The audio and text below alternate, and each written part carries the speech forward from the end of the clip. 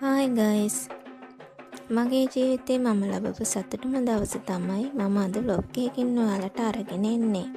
ඒ තමයි මගේ ග්‍රැජුවේෂන් එක දවස. ඉගෙන ගන්න ශිෂ්‍ය ශිෂ්‍යාවන් වශයෙන් අපි අපේ ජීවිතේ ඉහළටම ගොස් ජීවිතේ දිනන අය වෙන්න ඕනේ. ඉතින් ඒ අධ්‍යාපනයේ ප්‍රතිඵලය තමයි අපේ කැපකිරීමෙන් උත්සාහයෙන් අපි ලබා ගන්නා උපාධිය. ඉතින් ඔයාලා බලනවා ඇති මම ඩිප්ලෝමා එකට කරපු සබ්ජෙක්ට් එක මොකක්ද කියලා. මම කළේ Human Resource Management ඩිප්ලෝමා එකක්.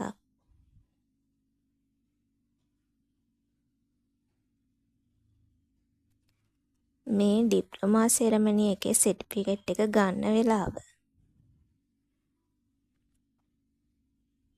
මේ ඩිප්ලෝමා එක අවුරුද්දක් තියෙනවා. සිංහල සහ ඉංග්‍රීසි මීඩියම් යන මීඩියම් දෙකෙන්ම මේ ඩිප්ලෝමා එක හදාරන්න පුළුවන්. විශේෂයෙන්ම මතක් කරන්න ඕනි මම HRM ඩිප්ලෝමා එක කරපු කැම්පස් එක.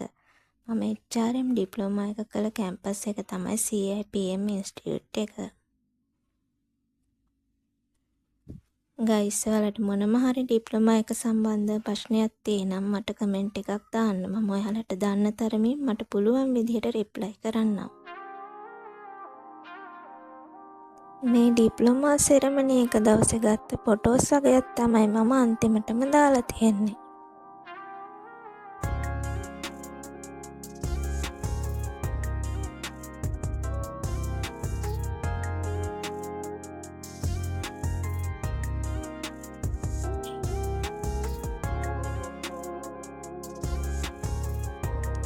ඒ වගේම මගේ vlog එක බලලා subscribe කරන්නත් අමතක කරන්න එපා guys.